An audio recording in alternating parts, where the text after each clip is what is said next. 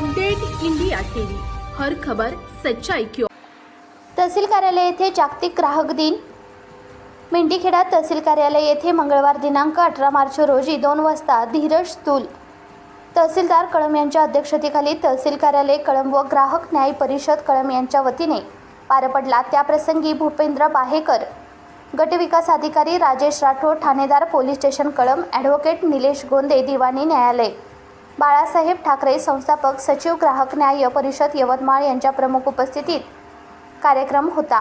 तर या कार्यक्रमाचे विनीत अनंत बकाले, नायब तहसीलदार तुषार मानकर, पुरवठा निरीक्षक संध्या मनवर, अशोक उमरतकर, विशाल वाघ, आशा कोमटी, शिरीष खंगार, देवानंद भुजाडे, सुशील कोठारी, शेख रुस्तम, गजू अक्कलवार, तहसील कार्यालय व ग्राहक न्याय परिषद कळम संपूर्ण पदाधिकारी व कार्यकर्ते यावेळी उपस्थित होते। वाशिम जिल्हा प्रतिनिधी विनोद माहुरेसह कळम तालुका प्रतिनिधी वीरेंद्र चव्हाण।